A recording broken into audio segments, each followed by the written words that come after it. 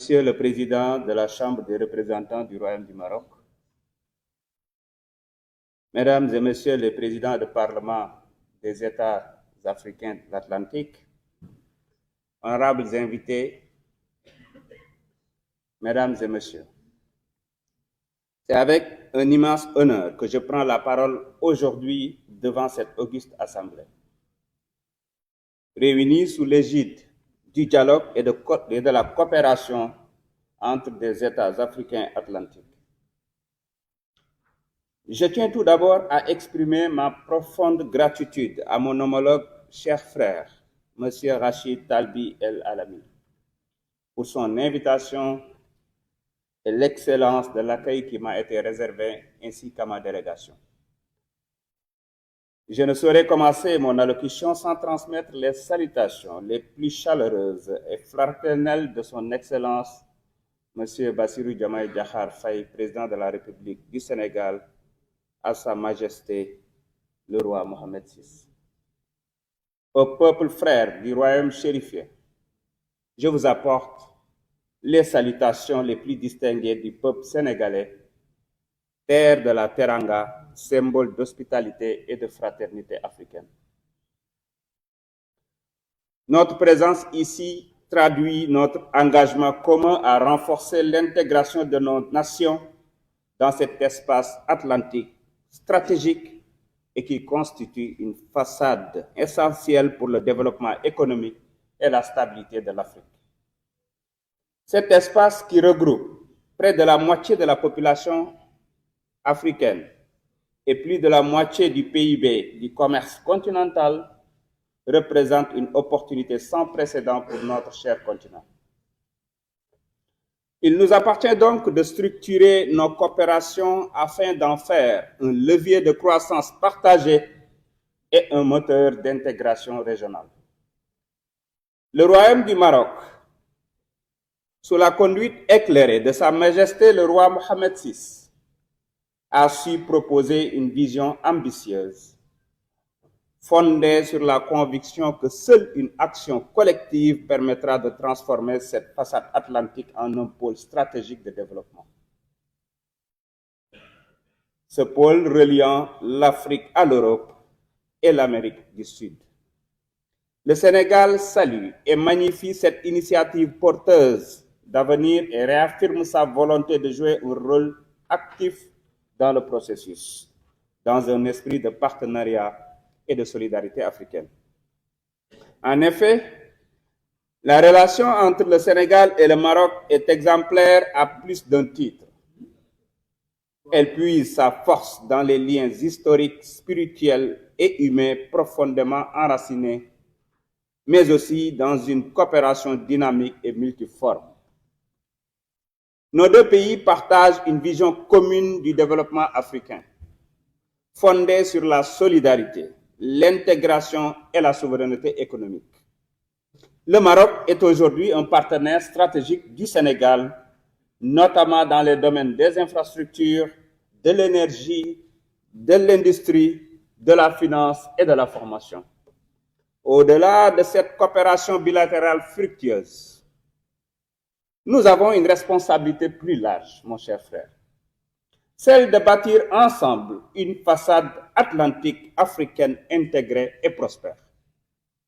Pour y parvenir, plusieurs axes stratégiques doivent guider notre action collective. Le premier axe est celui de notre participation aux décisions stratégiques qui façonneront l'avenir de notre espace maritime. Il est impératif que nos États soient pleinement impliqués dans l'élaboration des grands projets structurants, en veillant à ce que nos intérêts nationaux et régionaux soient pris en compte. À travers nos parlements, nous devons encourager la mise en place de cadres législatifs favorisant l'investissement et la coopération afin d'assurer une gouvernance efficace et inclusive de notre espace atlantique. Le deuxième axe concerne notre capacité à nous intégrer pleinement aux chaînes de valeur et aux flux commerciaux. Le Sénégal est déterminé à positionner ses infrastructures portuaires comme des hubs essentiels dans l'architecture logistique de la façade atlantique. Nous devons œuvrer ensemble à la mutualisation de nos ressources et à l'optimisation des corridors de transport, notamment pour inclure les pays du Sahel qui, bien que dépourvus de littoral, doivent pouvoir bénéficier des opportunités offertes par l'Atlantique. Le troisième axe porte sur la sécurité et le développement de l'économie bleue. Notre coopération maritime ne peut se limiter aux aspects économiques. Elle doit également intégrer des enjeux cruciaux tels que la préservation de nos ressources halieutiques, la promotion d'une pêche durable et la gestion concertée des défis environnementaux et sécuritaires. La protection de nos océans et de notre biodiversité est un impératif pour garantir une exploitation responsable et pérenne de nos richesses maritimes. Le quatrième axe, enfin, concerne le développement de la connectivité énergétique et des infrastructures stratégiques. Le projet de gazoduc Nigeria-Maroc est un exemple concret de l'importance d'une intégration énergétique régionale.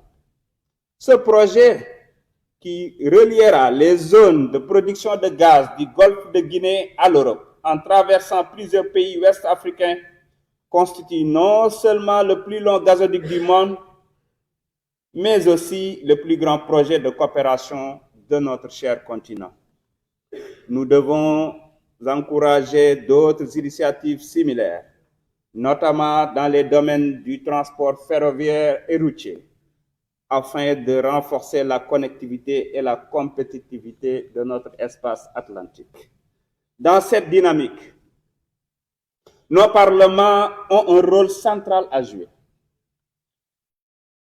Ils doivent être les garants d'un cadre législatif propice aux investissements et aux partenariats stratégiques. Ils doivent assurer un contrôle efficace des engagements pris par nos États afin que les projets annoncés se traduisent en réalisations concrètes et bénéfiques pour nos populations. Enfin, nos parlements doivent être des acteurs du plaidoyer pour inscrire la coopération atlantique africaine dans l'agenda international en veillant à ce que nos priorités soient reconnues et soutenues au plus haut niveau. Mesdames et messieurs, distingués invités, cette rencontre est une opportunité précieuse pour asseoir les bases d'une coopération plus forte entre nos nations. Notre espace atlantique ne doit plus être un simple trait d'union entre d'autres pôles économiques mondiaux, mais un véritable moteur de développement pour notre continent. En unissant nos forces, en partageant nos expertises et en mettant en place des mécanismes de coopération efficaces, nous pouvons transformer cette vision en une réalité tangible. La relation privilégiée entre le Sénégal et le Maroc est une preuve vivante que l'intégration africaine est possible lorsque la volonté politique et la coopération économique se conjuguent. Ensemble, nous devons élargir cette dynamique à l'ensemble des États africains atlantiques, en faisant de notre façade maritime un espace de prospérité partagée. Ensemble, engageons-nous à faire de cette ambition une réussite. Nos peuples attendent de nous que nous soyons les artisans d'un avenir plus prospère et plus solidaire. Je vous remercie de votre aimable attention.